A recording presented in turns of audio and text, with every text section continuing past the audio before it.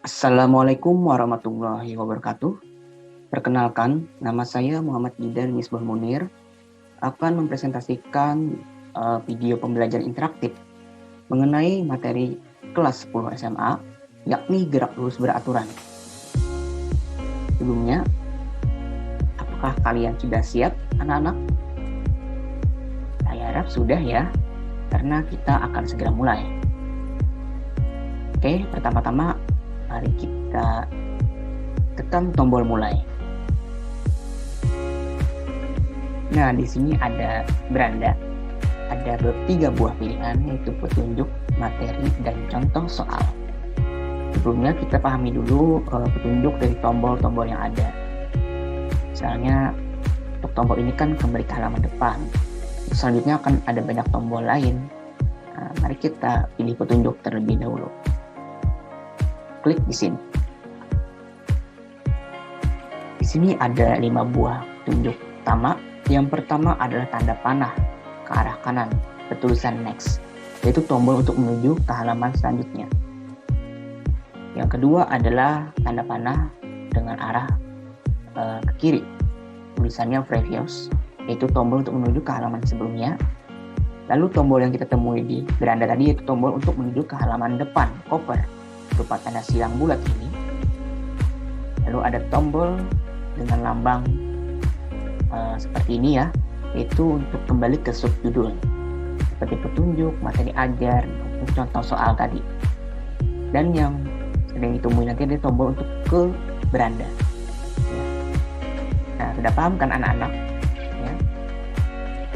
Mari kita kembali tekan tombol rumah ini ya, gambar rumah beranda. Nah, lalu kita lanjut masuk ke pembelajaran. Oleh karena itu kita pilih materi. Sekarang pilih materi. Nah, di sini ada 2 materi utama pada gerak lurus beraturan, yaitu besaran-besaran pada gerak lurus beraturan dan konsep gerak lurus beraturan. Silakan pilih besaran-besaran pada gerak lurus beraturan terlebih dahulu.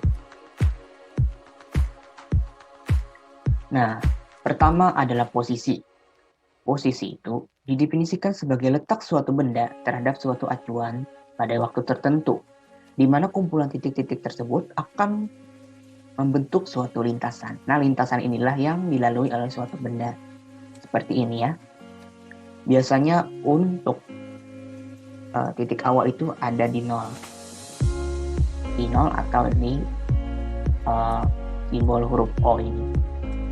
Mana titik-titik ini akan membentuk suatu lintasan berupa garis lurus.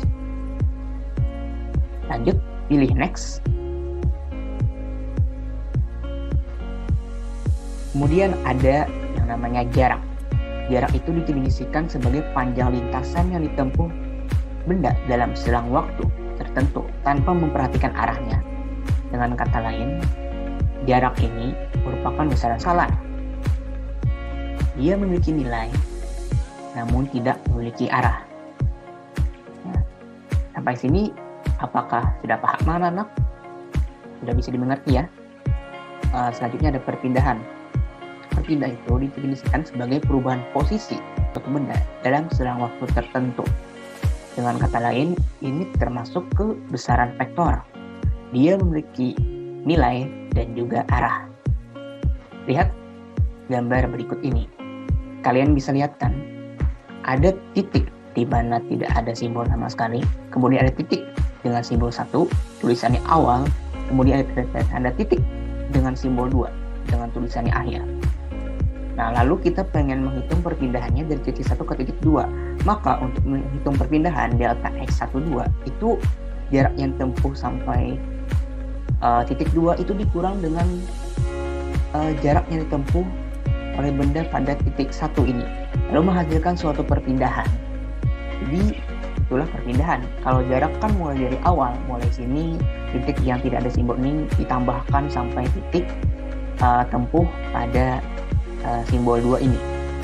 Itu untuk jarak. Kalau perpindahan ya selisihnya, jarak yang ditempuh oleh benda pada titik akhir itu dikurang dengan jarak yang ditempuh oleh benda pada titik awal.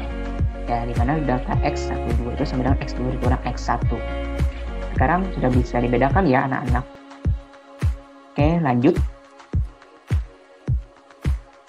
Nah, ini adalah kelajuan. Kelajuan ini termasuk besaran skalar dalam gerak lurus beraturan. Jadi dia tidak memiliki arah dan bernilai positif, di mana dapat diukur dengan speedometer. Ya kan yang kalian sering temui di sepeda motor. Di mana kelajuan ini disebut sebagai kelajuan sesaat. Biasanya yang dihitung itu adalah kelajuan rata-rata. Itu lebih mudah untuk dihitung. Nah, pada kelajuan rata-rata ini didefinisikan sebagai perbandingan antara jarak yang ditempuh dengan waktu yang dibutuhkan untuk menempuhnya. Nah, ini dia. Jarak tempuh dibagi waktu tempuh. Jadi kelajuan itu sama dengan jarak dibagi waktu. Ini bukan tanda vektor ya, ini tanda rata-rata gitu untuk kelajuan. Sampai sini udah paham kan ya apa itu kelajuan? Oke, next. Nah, lalu ada yang namanya kecepatan. Kecepatan ini merupakan besaran vektor pada gerak lurus beraturan. Dia bernilai positif, bisa juga bernilai negatif. Alat ukurnya itu adalah velocitometer. Ya, agak jarang kita temui. Kecepatan ini juga termasuk dalam kecepatan start ya, kalau ada kecepatan ini. Nah, biasanya yang bisa dihitung dengan baik itu ada kecepatan rata-ratanya, yang mana didefinisikan sebagai hasil bagi antara perpindahan benda dengan selang waktunya. Nah, ini perubahan posisi benda itu adalah perpindahan. Waktu tempuhnya ya selang waktunya. Jadi kecepatan rata-rata sama dengan perpindahan dibagi dengan waktu. Nah, ini dia rumusnya. Kecepatan rata-rata sama dengan delta X bagi delta T. Jarak akhir dikurang jarak awal dibagi dengan waktu akhir dikurang waktu awal. Sampai sini apakah sudah bisa dipahami? Bisa dong ya. Ini materi yang sederhana gitu. Oke. Nah, sudah selesai pembahasan kita yang pertama. Silakan tekan konsep gerak lurus beraturan untuk materi yang kedua. Seperti ini. Nah, gerak lurus beraturan biasanya disingkat dengan GLB, yaitu gerak suatu benda dengan kecepatan tetap atau konstan. Di mana kecepatan tetap ini pasti dong lintasannya lurus. Apa jadinya kalau ini diganti dengan kelajuan, di mana ini tidak memiliki arah? Maka harus diberi keterangan bahwa gerak suatu benda tersebut berada pada lintasan yang lurus, ya, dengan kelajuan yang tetap atau konstan. Ya kan, kecepatannya atau kelajuannya konstan, di mana percepatan di sini bernilai 0. Jadi nggak ada pertambahan kecepatan gitu atau pengurangan. Di mana di sini perpindahan, ya, sama dengan kecepatan dikali dengan selang waktunya, itu persamaannya. Kalau ini perpindahan kan berarti X kurang X0 atau X2 kurang X1. Kita pindah ruas, maka diperolehlah persamaan skalar gerak lurus beraturan, itu jarak sama dengan jarak tempuh awal ditambah dengan kelajuan kali waktu. Ya, hasil kelajuan kali waktu. Kalau jarak ditempuh itu ya dimulai dari 0, ya berarti sama saja rumusnya dengan perpindahan GLB. Untuk perhitungan di laboratorium itu dapat diselidiki dengan menggunakan ticker timer. Titik antar keduanya atau titik yang dihasilkan itu sama jaraknya. Oke, lihatlah keempat gambar ini. Apakah kalian tahu gambar apa saja ini? Yang pertama ini pasti kalian tahu dong, ini adalah gambar kereta api. Ini merupakan contoh gerak lurus beraturan dalam kehidupan sehari-hari. Misalnya, kereta api yang bergerak di rel dengan rute yang cenderung lurus. Biasanya sang masinis telah mengatur kelajuan kereta api dalam skala yang konstan untuk menempuh jarak pada rute tertentu. Berdasarkan konsep gerak lurus, waktu tempuh kereta api untuk tiba di stasiun berikutnya dapat diketahui dari hasil bagi antara jarak tempuh rutenya dengan kelajuan rata-ratanya yang konstan. Hal inilah yang menyebabkan jadwal keberangkatan dan kedatangan kereta api antar stasiun sudah dapat ditentukan waktunya, sehingga para penumpang akan lebih mudah memilih jadwal keberangkatan sesuai dengan kebutuhan. Nah, oleh karena itu anak-anak, yang namanya jadwal keberangkatan ataupun tibanya kereta api di stasiun itu sudah bisa ditentukan ya. Kemudian gambar kedua ini gambar orang mengendarai sepeda motor ya. Anggaplah ini adalah seorang siswa gitu. Karena sepeda motor itu kalau yang bergerak lurus di jalan raya ya termasuk ke penerapan gerak lurus beraturan. Misalnya Anda sendiri mengendarai sepeda motor untuk berangkat ke sekolah. Namun, jalanan macet mengharuskan Anda untuk memacu sepeda motor dengan kelajuan yang konstan demi keselamatan dalam berkendara. Ibaratnya ya Anda maju kena, mundur juga kena. Kalau terlalu cepat ya Anda khawatirnya menabrak orang di depan Anda. Kalau Anda terlalu lambat ya Anda yang ketabrak orang yang ada di belakang gitu. Lalu Anda sebenarnya dapat memperkirakan waktu tempuh dengan membagi jarak rumah sampai sekolah dengan kelajuan rata-rata pada skala speedometer. Dengan begitu, Anda bisa mengetahui kelajuan yang pas agar tidak terlambat untuk tiba ke sekolah. Jadi, raga pun selamat dan Anda pun juga tidak terlambat gitu. Nah, kalau Anda bisa menghitung dan menerapkan konsep gerak lurus beraturan. Lalu, gambar ketiga. Wah, gambar apa ini ya? Apa kalian bisa menebaknya anak-anak? Ini seperti kotak gitu, persegi panjang. Kemudian ada tombolnya. Ini adalah sebuah elevator. Bagi yang tidak tahu elevator itu bisa kita katakan sebagai lift. Mungkin sebagian dari Anda sudah ada yang naik lift gitu. Misalnya elevator yang sedang bergerak dengan kecepatan konstan, itu adalah contoh dari gerak lurus beraturan. Anda, misalnya ya, beserta teman-teman mengunjungi suatu mall untuk membeli buku pelajaran. Seperti yang kita tahu, biasanya yang ada lift itu di tempat-tempat seperti mall. Ketika Anda ingin membeli buku, kios yang menjual buku tersebut berada di lantai paling atas. Wah, tentu Anda akan malas gitu naik tangga dan memilih menggunakan lift atau elevator untuk sampai ke sana. Di dalam elevator, Anda akan merasa seolah-olah elevator tersebut sedang diam. Padahal, beberapa saat kemudian, Anda sudah sampai ke lantai paling atas. Tidak terasa ya? Hal ini dikarenakan tidak adanya perubahan kelajuan dan arah gerak pada elevator. Dengan kata lain, elevator bergerak vertikal dengan kecepatan konstan dan tergolong ke dalam penerapan gerak lurus beraturan. Oke, yang terakhir yaitu gambar kapal terbang. Orang dulu nyebutnya kapal terbang ya anak-anak. Sekarang kita sebut sebagai pesawat terbang saja. Misal pesawat terbang yang telah mencapai keseimbangan pada ketinggian tertentu, yaitu kita ambil konsepnya. Anda dan teman-teman menggunakan transportasi pesawat untuk menuju tempat dilaksanakannya studi tour. Studi tour yang jauh, misalnya di luar pulau. Saat di pertengahan rute, tanpa hambatan, Anda merasa bahwa seolah-olah pesawat sedang diam. Padahal jika dilihat melalui jendela, terlihat bahwa pesawat sebenarnya bergerak terhadap gerakan di bawahnya. Sensasi seperti ini terjadi dikarenakan pesawat telah mencapai kestabilan dalam mengudara sehingga mampu bergerak lurus tanpa perubahan kelajuan. Dengan kata lain, pesawat yang sedang Anda naiki bergerak lurus dengan kecepatan konstan dan tergolong ke dalam penerapan gerak lurus beraturan. Itulah tadi contoh dari konsep gerak lurus beraturan dalam kehidupan sehari-hari. Tadi habis ya untuk materinya. Kembali ke beranda, tekan tombol rumah. Nah, di sini tersisa satu pilihan, yaitu contoh soal. Di setiap ada materi yang dipelajari, tentulah kalian perlu bisa memecahkan persoalan, yaitu suatu kewajiban ya anak-anak, sebagai bukti kalian sudah bisa dan benar-benar paham dengan materi yang ada. Oke, langsung saja tekan contoh soal. Wow, di sini ada 3 buah warna-warni, ada merah, kuning, dan hijau. Entah ini balon atau apa ya. Pokoknya ini merupakan tombol. Baik, mari kita tekan tombol yang pertama, yaitu tombol nomor 1. Kita mulai saja nomor 1. Jadi nomor 1 ya, yang paling mudah ya. Nah, wah ini tentang kereta api ya. Oke, soalnya berikut yaitu kereta api Argo Wilis dengan rute Bandung, Surabaya menempuh jarak rel sepanjang 700 km.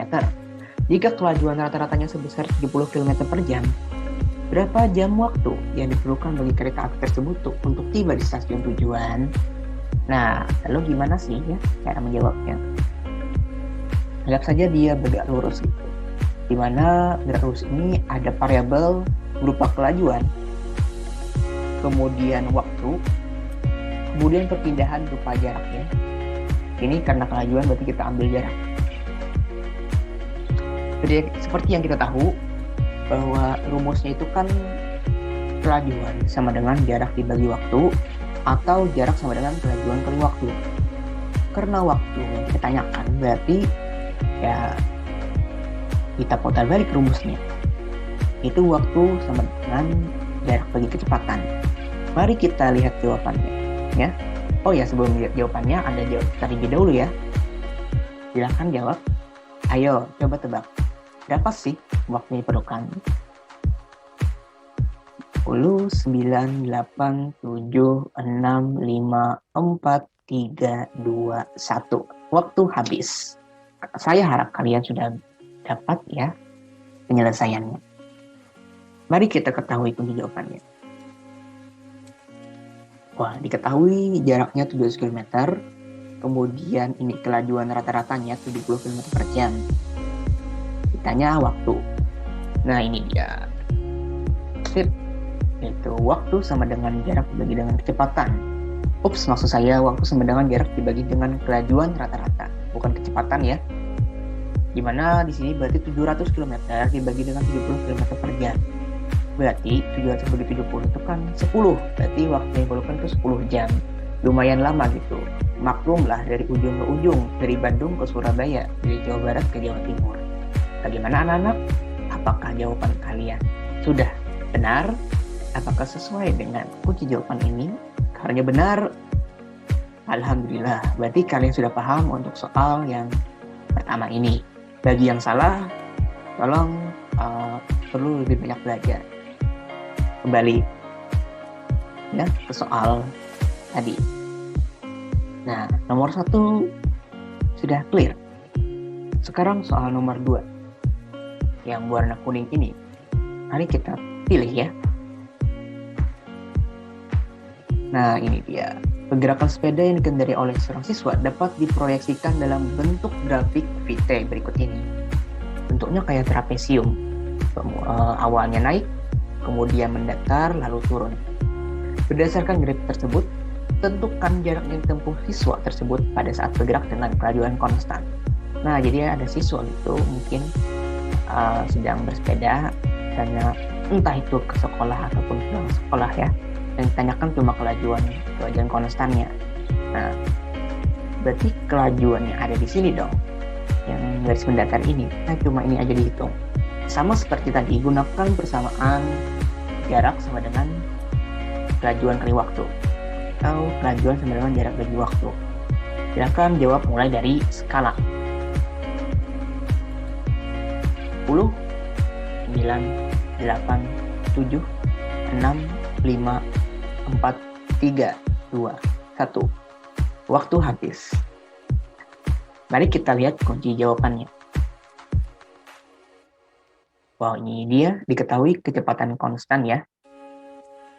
Oke, mungkin bisa kita artikan sebagai kecepatannya ya, ataupun kelajuan. Karena di sini jaraknya bisa kita artikan sebagai perpindahan ya. Diartikannya sebagai perpindahan. Betul ini jarak, tapi karena cuma sebagian itu kita anggap sebagai perpindahannya.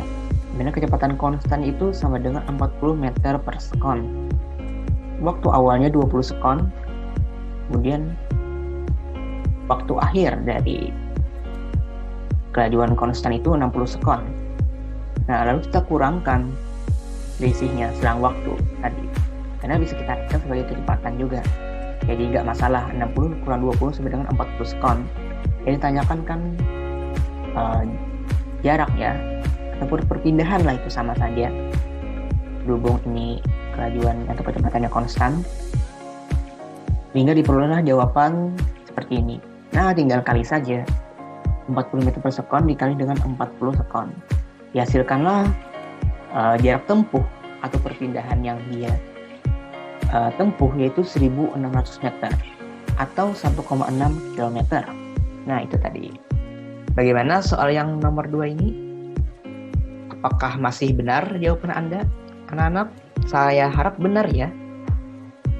Oke, karena untuk soal terakhir nanti akan sedikit lebih sulit dan sangat menguji. Saatnya melihat soal nomor terakhir. Tekan tombol hijau ini. Nah, ini dia. Sebuah ambulans dan sebuah bus terparkir dalam keadaan terpisah sejauh 140 meter. Kedua transportasi ini kemudian bergerak saling mendekati dengan kecepatan konstan, ya. Karena ini pasti lintasannya lurus dengan kecepatan ambulans yaitu 6 meter per sekon dan kecepatan bus itu 10 meter per sekon. Jika ambulans berangkat 10 sekon lebih dahulu dibandingkan bus, berapakah perbandingan jarak tempuh keduanya saat saling berpapasan? Ayo, apa jawabannya? Masuk ke dalam soal analisis. Silakan jawabnya, anak. Perlu diperhatikan bahwa ambulans ini berangkat 10 sekon lebih dahulu dibandingkan bus tadi. Lalu yang kita cari ada perbandingan jarak. Jadi harus tahu dulu jaraknya lalu dibandingkan gitu. Dan perlu disederhanakan nilainya. 10, 9, 8, 7, 6, 5, 4, 3, 2, 1. Waktu habis. Mana apakah kalian sudah bisa dapatkan hasilnya? Oke, mari kita cross check. Ketahui jarak totalnya itu 110 meter. Itu bagi sudut pandang ambulans maupun bus. Dimana kelajuannya tadi kan 6 meter per sekon untuk ambulans dan untuk bus itu 10 meter per sekon. Berhubung tadi ambulans lebih dahulu 10 sekon, maka ya waktu bis itu ditambah dengan 10 sekon. Ya, ini dia. Waktu bis ditambah 10 sekon untuk mendapatkan waktu ambulans tadi. Yang ditanyakan ya jelas perbandingan antara jarak tempuh keduanya. Masuk ke penyelesaian. Pertama kita tentukan dulu waktunya. Ya, tentukan waktu ya tentu harus tahu berapa jaraknya, jarak totalnya, yaitu jarak tempuh ambulans ditambah dengan jarak tempuh bus itu 140 meter. Di mana jarak itu sama dengan kelajuan kali waktu. Atau karena sini berupa lintasan lurus berarti jarak ini kita artikan sebagai perpindahan pun tak masalah. Berarti kecepatan dikali dengan waktu. Di mana kecepatannya diketahui sudah 6 meter per sekon. Di sini kemudian waktunya sudah juga ada kecepatan oleh bis tadi 10 meter per sekon dan tentunya waktu yang masih kita cari sama dengan 110 meter. Kita kalikan, kita kelompokkan hingga berarti waktunya 80 dibagi 16 sama dengan 5 sekon. Berarti waktu bis itu yaitu 5 sekon. 5 detik gitu, untuk saling berpapasan. Kemudian menentukan waktu A. Kita kan sudah tahu nilai waktu dari bis. Kemudian kita cari waktu ambulans ketika saling berpapasan. Ya, saling berpapasan untuk menghindari tabrakan tadi.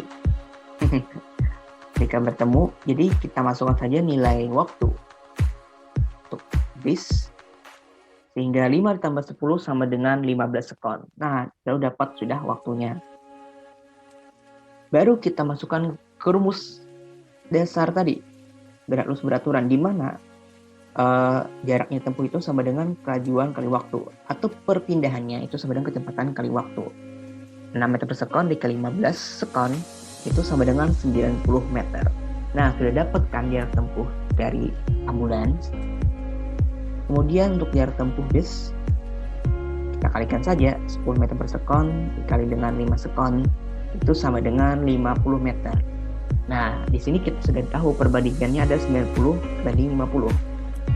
Tapi tunggu dulu, ini perlu kita sederhanakan. Nah, berarti 90 itu dibagi dengan 10, 50 bagi 10 berarti 9 berbanding 5. Nah, inilah hasil akhirnya. Perbandingan jarak tempuh keduanya saat saling berpapasan atau saat bertemu itu. Gimana anak-anak? Apakah ada di antara kalian yang benar untuk ketiga buah soal ini? Jika ada yang begitu, wah saya salut ya, Anda memang cerdas. Kalau ada yang masih salah ya tenang, kalian hanya perlu lebih banyak belajar gitu. Oke. Itu tadi presentasi dari saya. Apakah ada pertanyaan? Kalau tidak ada, saya ucapkan terima kasih atas perhatian kalian. Salah dan hilap mohon maaf. Wabillahi taufik wa hidayah. Wassalamualaikum warahmatullahi wabarakatuh. Salam fisika.